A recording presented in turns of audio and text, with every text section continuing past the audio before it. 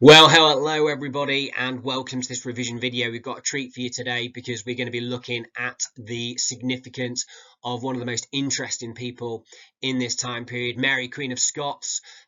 Fascinating character. We're going to talk about who Mary, Queen of Scots was, her background, her three marriages, how she had power over within France, within Scotland, and potentially in England. We're going to find out the significance of her arrival in England in May 1568, how Elizabeth reacted to that, Elizabeth's relationship with Mary, Queen of Scots, Parliament's view of Mary, Queen of Scots, the Privy Council's view of Mary, Queen of Scots, particularly the view of Lord Burleigh, the challenge that was posed by Mary, the various plots that she was or perhaps wasn't involved in, the Ridolfi plot, the Throckmorton plot, and of course the infamous 1586 Babington plot, which led to her trial and subsequent execution on the 8th of February 1587, and then the impact of that on Elizabeth. So a wonderfully interesting topic. So without further ado, let's find out a little bit more about the significance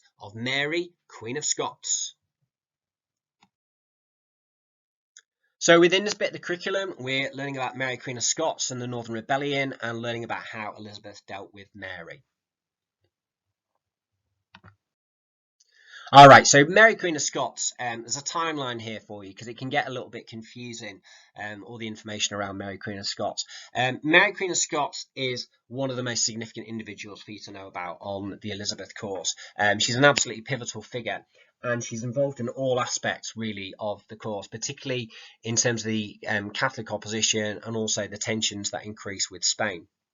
So, who was Mary, Queen of Scots? Well, she was born on the 8th of December 1542, and she became the Queen of Scotland at the age of only 6 days old, after the unexpected death of her father, King James V. At a young age, she was betrothed, which meant that she was promised in marriage to Francis, who was the Dauphin, which means the heir to the throne of France, and she married him in 1558. So Mary, Queen of Scots is quite a remarkable character. She got married very young, and she actually became the Queen of France when Francis became king in 1559. And therefore, you know, she's in this unique position that she has grown up in France, grown up with the Guise, the royal family in France. She's also, you know, the Queen of Scotland, and she's also got a very good claim to the English throne as well. So, you know, she was in a unique position here in terms of how powerful she was. However, in 1560, her husband died, King Francis died, and she returned to Scotland in 1561. Now, when she returned to Scotland in 1561, she's returning to Scotland as queen, but very much a foreigner to her country. She's a Catholic. Most people in Scotland are Protestant, so that's kind of an issue. And Mary, although she is the Queen of Scotland, isn't really Scottish, doesn't really feel Scottish. She's much more confident in speaking French and writing in French, for example. However, she comes back and she becomes the Queen of Scotland, and in 1565 she marries her cousin Henry Stuart, who also has a claim to the English throne, who's known as Lord Darnley. And in 1566, she gave birth to her only child, James, who will eventually become James VI of Scotland and James I of England.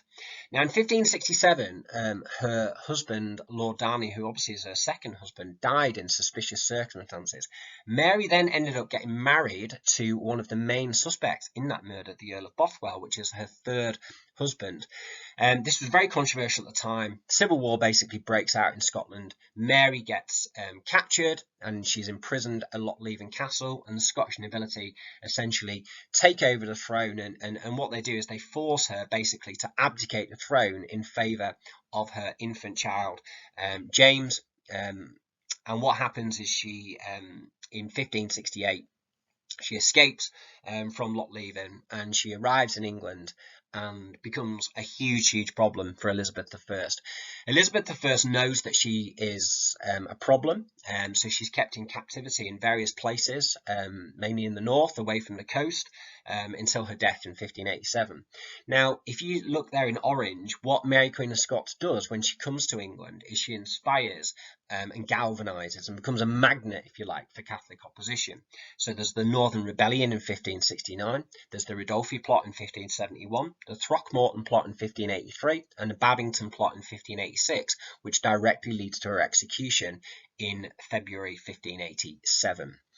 The excommunication by the Pope from Elizabeth I from the Catholic Church is crucial, and he's kind of, I suppose, inspired by the Northern Rebellion and Mary being back in England as the sort of main way in which Catholicism can be brought back to England. So why was Mary Queen of Scots a magnet for Catholic opposition? Well, it's all about her family tree. So if you look at this, Mary Queen of Scots' grandmother was Margaret, who's the older sister of Henry VIII. So that's where her claim to the throne comes in. This is what's known as the Stuart claim. And eventually, of course, that claim will actually come into effect when James VI of Scotland becomes King James I of England. And that's why she's crucial, because of her being a Catholic. She becomes a real magnet for that Catholic opposition and the hopes of Catholics to restore England to becoming a Catholic country. So these are three key things about Mary Queen of Scots. Why is she a threat? Well, she's a Catholic. She has a strong claim to the throne. Elizabeth's in a difficult position because she doesn't want to kill Mary Queen of Scots because she is her cousin, but also she recognises that Mary Queen of Scots is a crowned monarch, and therefore if a crowned monarch can be killed, then that perhaps makes Elizabeth's own position a little bit more dangerous. Mary refers to Elizabeth as her sister queen, but what's very, very interesting is that Elizabeth and Mary Queen of Scots only ever communicated through letter. They never actually met one another in their lifetime. They never ever came face to face. As Simon Sharman, a historian, says there, Mary had become maximum security threat number one. She was not just a headache, but she was a magnet for conspiracy. So really good quote to remember that when you're thinking about the significance of Mary Queen of Scots. So we know she arrived at Workington in Cumbria, and we know that the timeline trajectory, if you can remember some of those dates, that's really important to think about the significance of Mary Queen of Scots and what actually happened as a result. So let's just find out about some of these plots in a little bit more depth and detail. So these are the reasons why Mary's arrival poses such a huge threat. She's the rightful Queen of Scotland. The Privy Council wanted Mary investigated over the suspicious death of Lord Darnley in 1567. Parliament doesn't trust Mary. Mary has links to France and also to Spain, so she's going to cause problems with those two very powerful European countries, far more powerful than England was at that time. There's a problem with succession. We know that Elizabeth had no heirs. She had no children. We know that Elizabeth nearly died in 1562 from smallpox. So there's a chance that if Elizabeth died at any stage during this time period, then the throne would have passed to Mary Queen of Scots. Scotland itself is a Protestant country. If Mary returned to Scotland, it could start a civil war there. So England didn't want to really help Mary to get her throne back in Scotland. And obviously, Mary's arrival gives Catholics hope. Mary's not particularly involved directly in all of these plots, but what she does is certainly inspire them. And she certainly, is very much involved in diplomatic games in terms of certainly encouraging these plots. So she's certainly involved in writing letters around the Babington plot of 1586. So these are the main types of opposition during this time. So there's the Northern Rebellion, which is a rebellion led by the Earls of Northumberland and Westmoreland, involving the Duke of Norfolk. 10,000 soldiers are sent north to end the rebellion, but most Catholics stay loyal.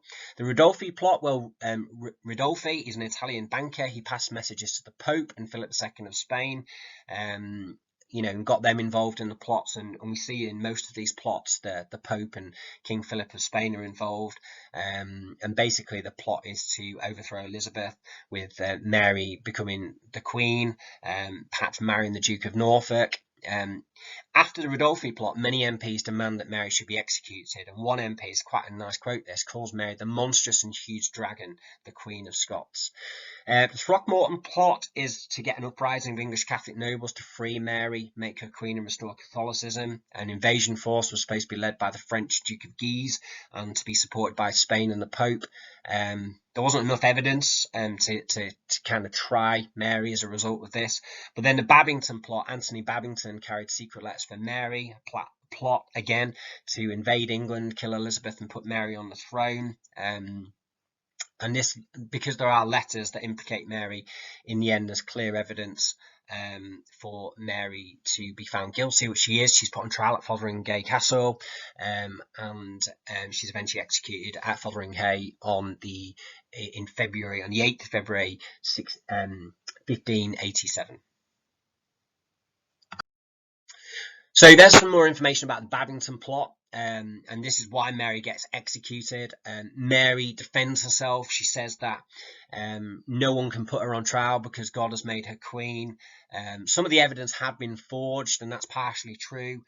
Part of the reason why the evidence was forged is one of the letters was lost. One of the crucial pieces of evidence was lost.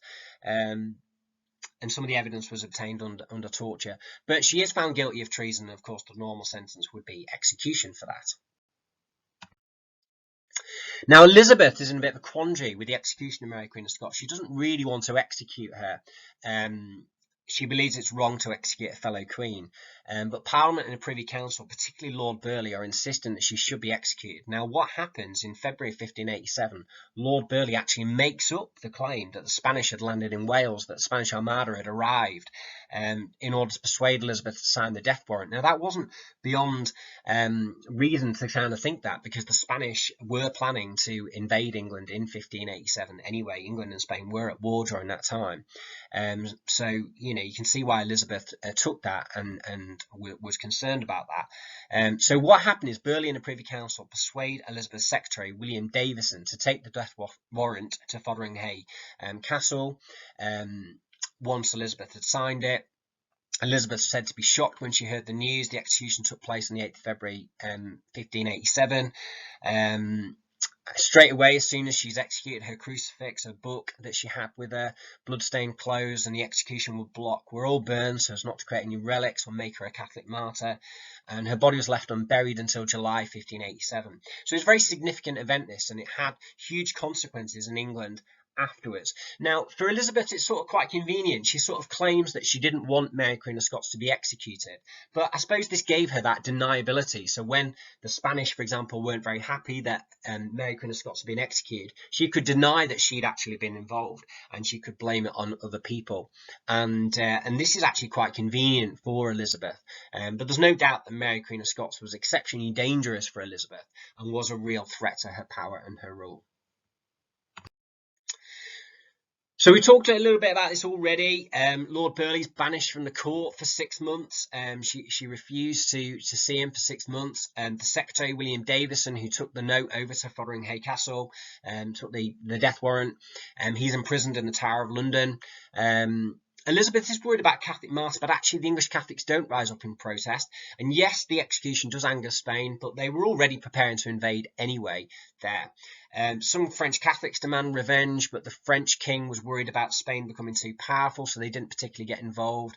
James VI did protest, but Elizabeth was able to simply blame it on her councillors and say that it wasn't her fault, which again is remarkably convenient. But it was a significant event, and certainly what we see afterwards, after 1587, there aren't any more Catholic plots in England during that time. So the execution does kind of remove that threat for Elizabeth, and it paves the way, obviously, then, ultimately, for when Elizabeth does die in 1603, for Mary Queen of Scots' son, James, to become king. And you might think, well, hang on a minute, why is her son James not a Catholic? And that's because Mary Queen of Scots did not bring up her own son.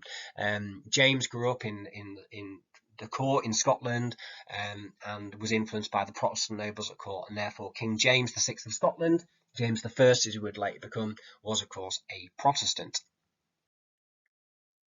So there we have it. That's Mary Queen of Scots. We've covered her background, how Elizabeth and Parliament treated her, the challenge posed by Mary, the different plots that she inspired or was perhaps involved in, and the impact of her execution in February 1587. Thanks for listening. Hope you enjoyed that. Bye-bye.